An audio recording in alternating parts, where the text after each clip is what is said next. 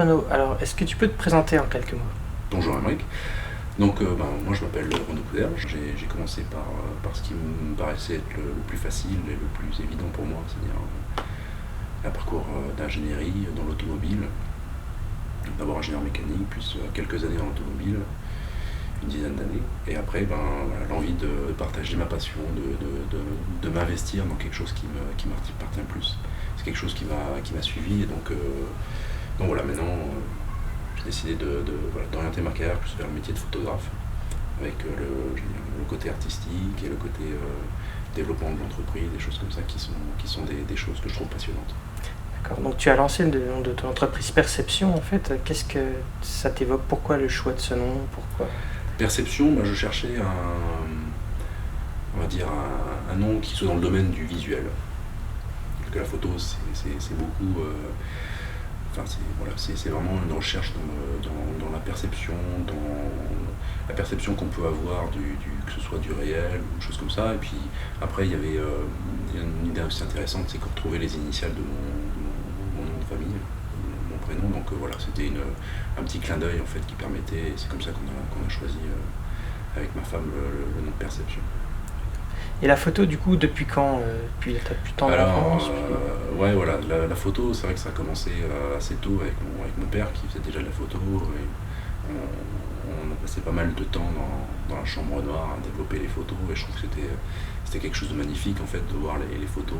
Quand on plongeait les papiers dans le révélateur, la photo qui apparaissait, c'était vraiment quelque chose que j'ai beaucoup aimé. Et puis après, très tôt, on va dire, quand j'étais étudiant, j'ai commencé à acheter des petits compacts numériques.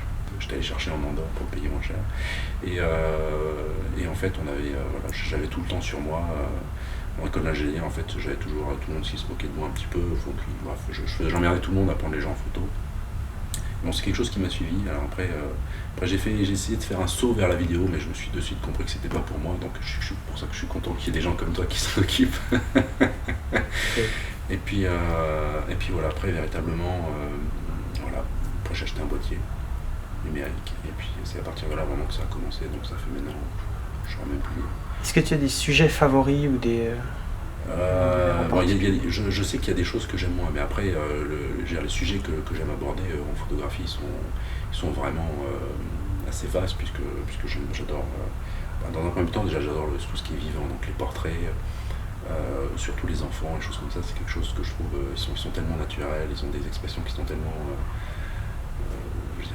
c'est tellement bon, il suffit des fois juste de ton appareil photo, on fait cliquer, la photo elle est belle, donc c'est vrai que c'est assez gratifiant comme photo. Après la photo avec on va dire plus d'événements, choses comme ça, la photo de mariage, c'est vraiment quelque chose qui me plaît beaucoup, de partager avec les gens, d'assister, d'essayer de faire un beau reportage de mariage, de proposer des prestations de qualité qui mettent bien en valeur cette journée si importante pour eux. Ça, c'est des choses qui me plaisent beaucoup. Après, dans les domaines, j'adore aussi tout ce qui va être paysage, photo urbaine, des choses qui esthétiquement en fait me plaisent, des choses comme ça.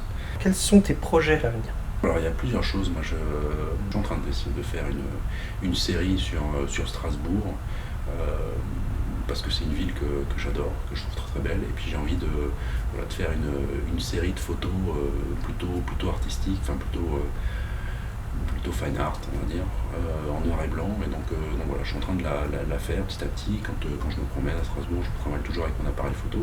Et puis voilà, je prends des photos. Petit à petit, ça va me créer une série que je vais pouvoir exposer à l'avenir.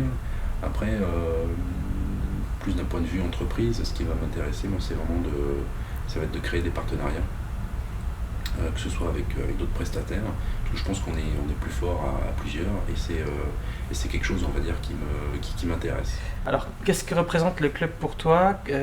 Comment t'en as entendu parler? Quelle est ta définition du club? On ne sait jamais par qui les choses arrivent.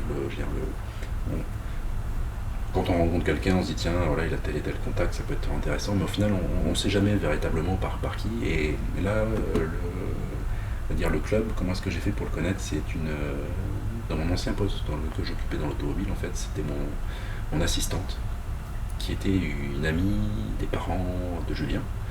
Et quand je lui ai parlé de mon choix de partir sur une carrière de photographe, elle m'a dit ah, tiens, tu devrais contacter Julien, c'est quelqu'un de super sympa, il a plein de contacts, il va pouvoir, je suis sûr que vous allez bien vous entendre.